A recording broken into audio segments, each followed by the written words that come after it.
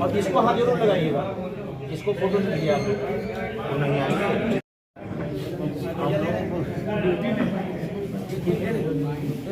इसको कवर कर दो आप, इसका फोटो बहुत जरूरी है। इसको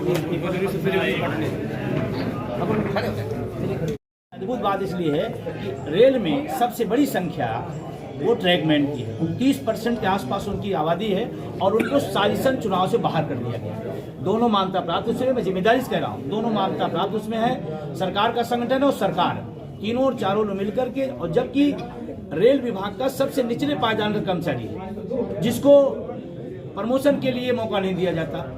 मतलब कितना बड़ा दुर्भाग्य। अगर योग्यता रखते तो आप उसको प्रमोशन, आप विधायक बनते हो, चुनाव लड़ते सांसद हो जाते तो आप तो मौका ले लिए, सिपाही होता है दरोगा बन जाता है, तो ट्रैकमैन क्यों अपने आगे पदों में नहीं जा सकता?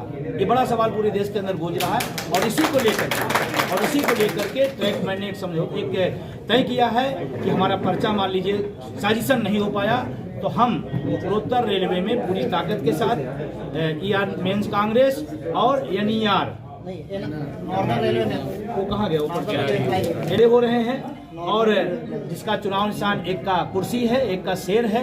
और मैं तो व्यक्तिगत रूप से, ये तो मेरी तरफ से अपील है, पूरे देश के कर्मचारियों, रेल कर्मचारियों से कहना चाहता हूँ, दोनों मान्यता प्राप्त और सरकारी संगठन को छोड़ करके आप नौजवानों के साथ खड़े होइए अगर अपने भविष्य को बनाना चाहते हैं। यूपीएस रूपी जहर जो मान्यता प्राप्त सिखा रहे हैं उससे दूर आइए, और रेल के परिणाम का रेल पर असर नहीं पड़ेगा, पूरे देश पर और पूरी सरकार, भारत सरकार को संदेश जाएगा कि जो हमारा प्लान यूपीएस का है उसको रेल के लोगों ने नकार दिया है, उसे चाहिए पुरानी पेंशन। ये चुनाव का मैसेज होगा। और इसीलिए आप सबके माध्यम से मैं कहना चाहता हूं कि आज एक बड़ी घोषणा हुई है और इस घोषणा से निश्चित रूप से चुनाव का परिणाम बदलेगा।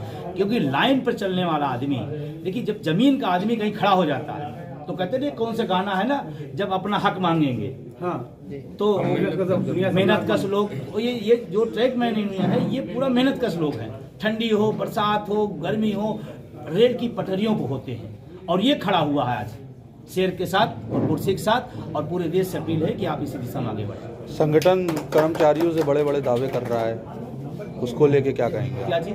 संगठन जो है, जो चुनाव लड़ रहे हैं, बड़े बड़े कर्मचारियों से बड़े बड़े दावे कर रहे हैं, उसको लेके क्या कहेंगे? देखिए, अगर दोनों मान्यता प्राप्त संगठनों की बात करें और एक सरकारी संगठन की बात करें, इनके दावे बेमानी इसलिए है कि अभी तक स्थापित कौन था?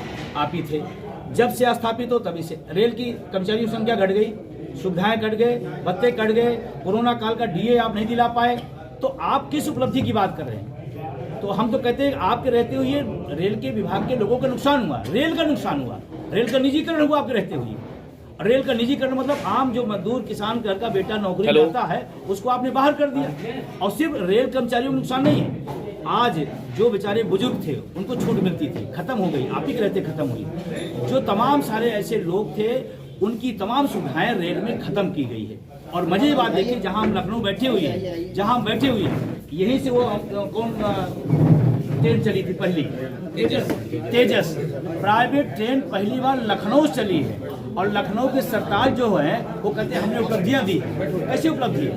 आपके लखनऊ से तेजस जैसी ट्रेन जो प्राइवेट हाथों में चला गया, आप उपलब्धि बता रहे हैं। तो इसलिए मेरी अपील है, बार बार अपील है पूरे देश के रेल कर्मचारियों से, इन तीनों के साथ आप बगावत करिए। बोर्ड की चोट बाबा साहब ने हमें मौका दिया है, हम बोर्ड की चोट से अपना हक लेंगे। ठीक है, धन्यवाद।